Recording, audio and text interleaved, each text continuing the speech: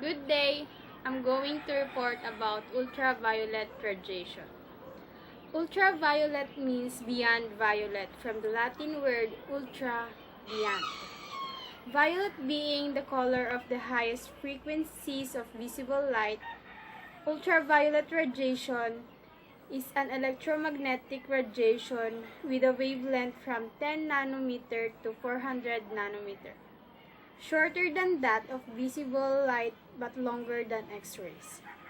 UV radiation constitutes about 10% of the total light output of the sun and is thus present in sunlight.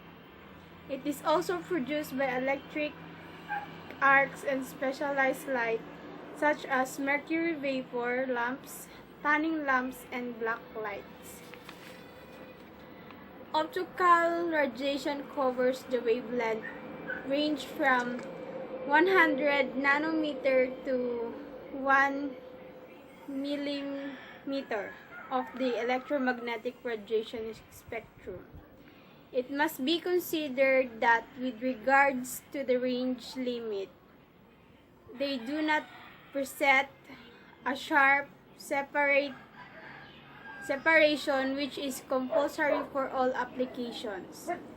The detection of optical radiation can, for example, be measured by means of radiometric, photometric, photobiological, or plant physiological measurable variables. Optical radiation relating to health. Optical radiation is a form of non-ionizing radiation and should not be confused with ionizing radiation, which is potentially much more harmful than non-ionizing radiation. What is an ionizing radiation?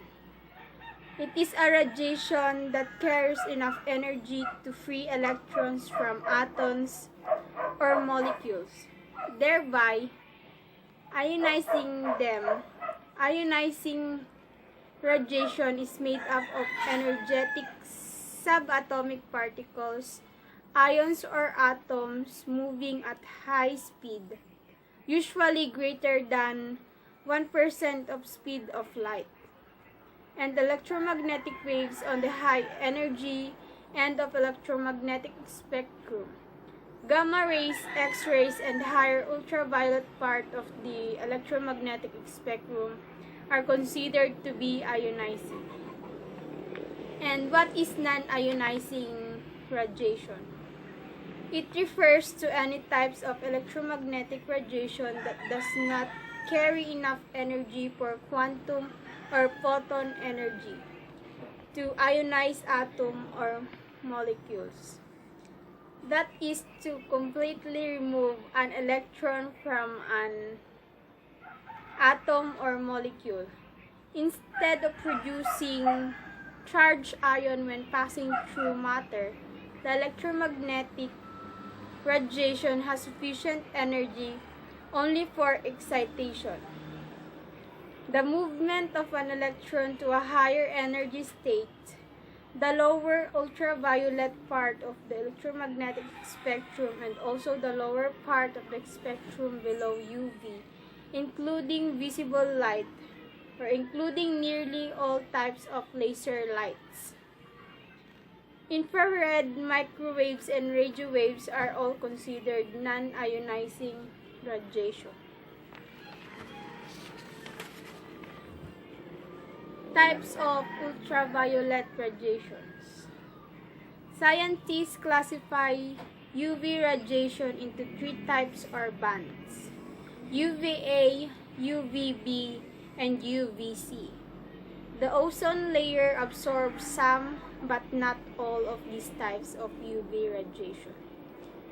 UVA wavelength is 320 nanometer to 400 nanometer, not absorbed by the ozone layer. UVA rays do not have enough energy to break apart the band of ozone. So UVA radiation passes the Earth's atmosphere although unfiltered. UVA is the most commonly encountered by type of UV light. UVA exposure has an initial pigment darkening effect or tanning, followed by erythema if the exposure is excessive.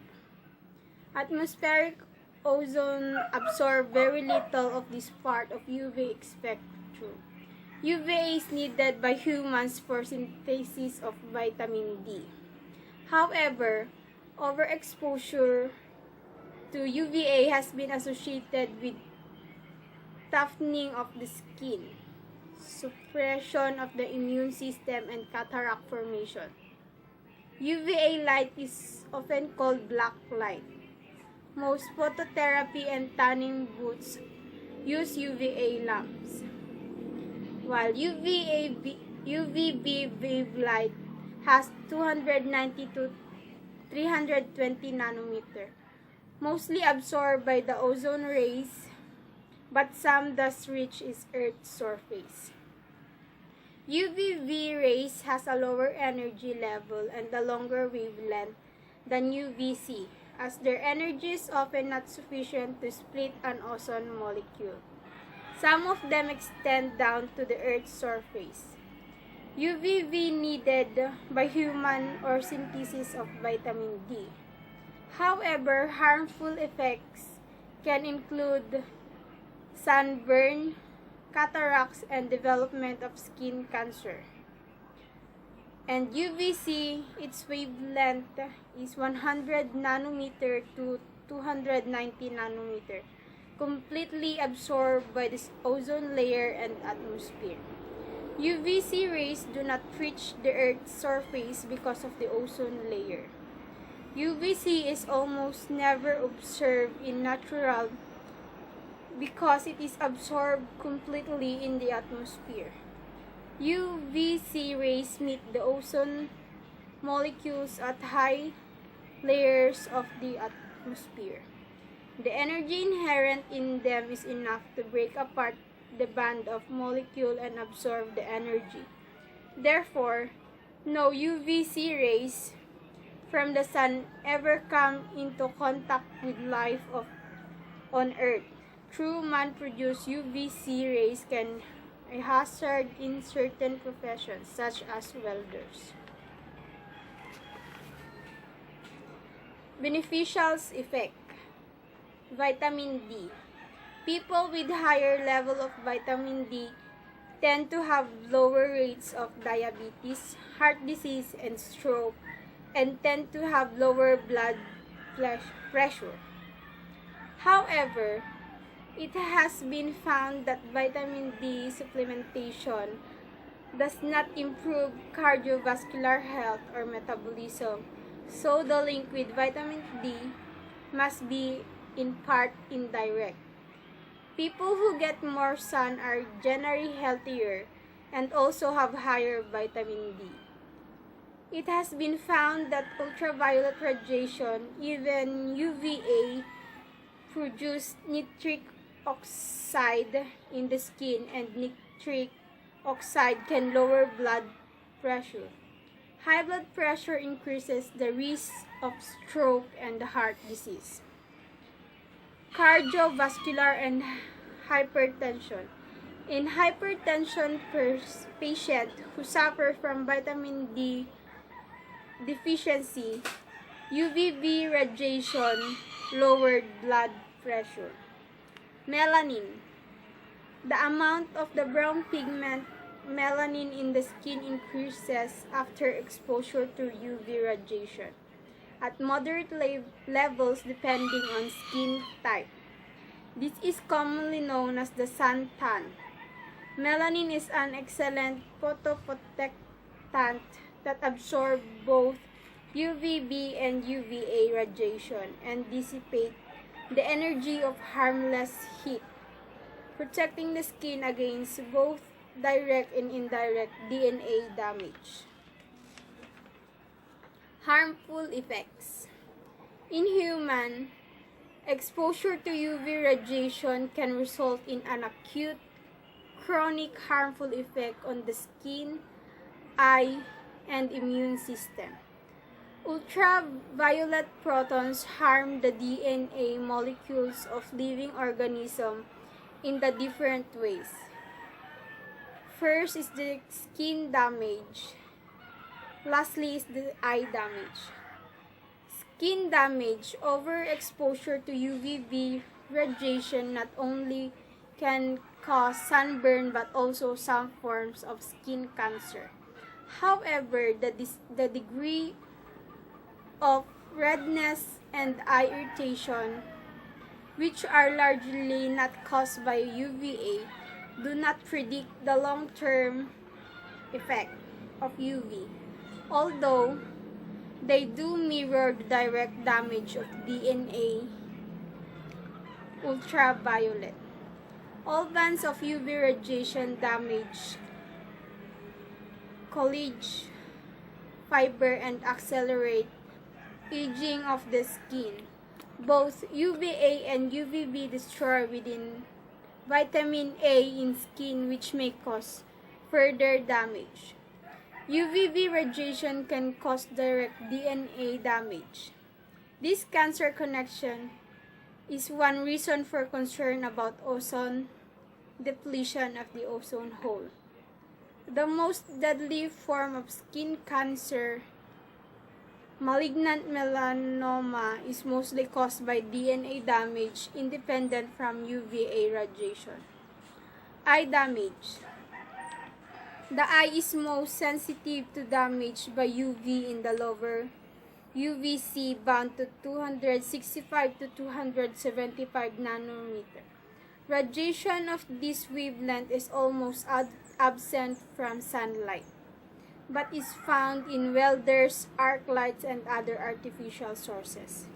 Exposure to this can cause welder's flash or arc eye, or also called as photokeratitis, and can lead to cataracts.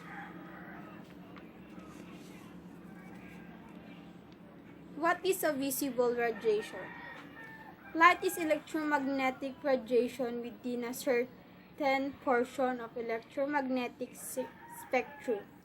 The word usually refers to visible light, which is visible to human eye and is responsible for the sense of sight. Visible light is usually defined as having wavelength in the range of 400 to 700 nanometers between the infrared and ultraviolet. This wavelength means a frequency range of roughly 430 to 750 terahertz.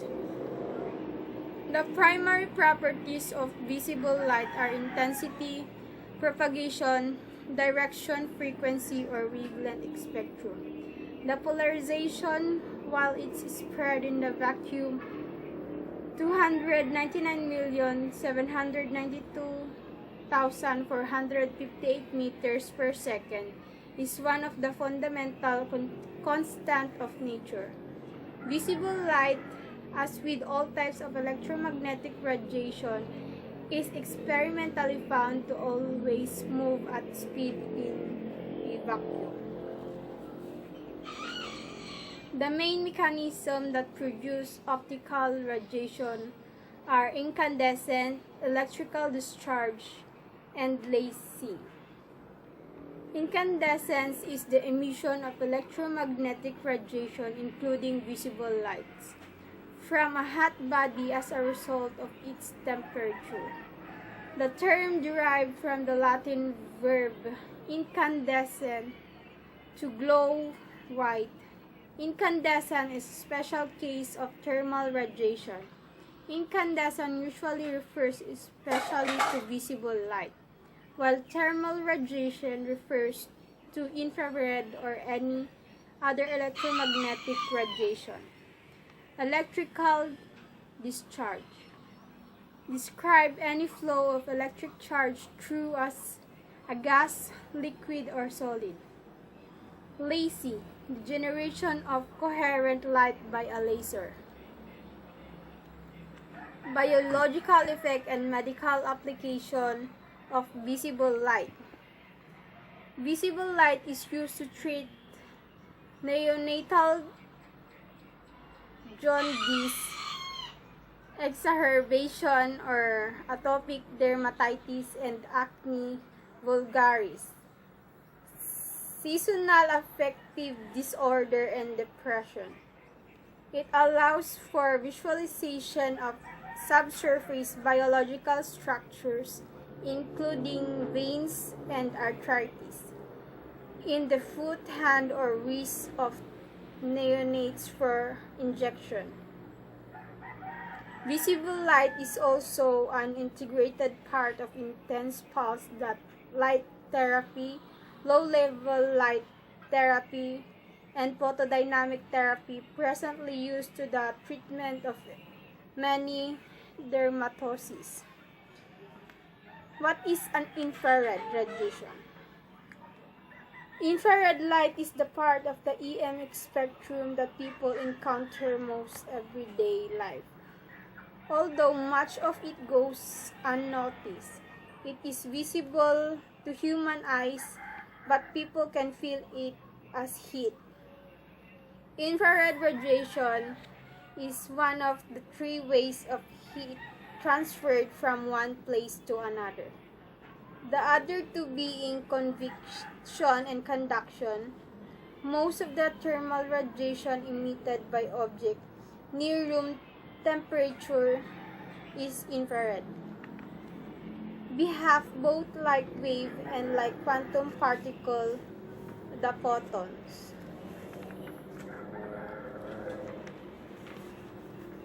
And that's all about ultraviolet radiation. Thank you.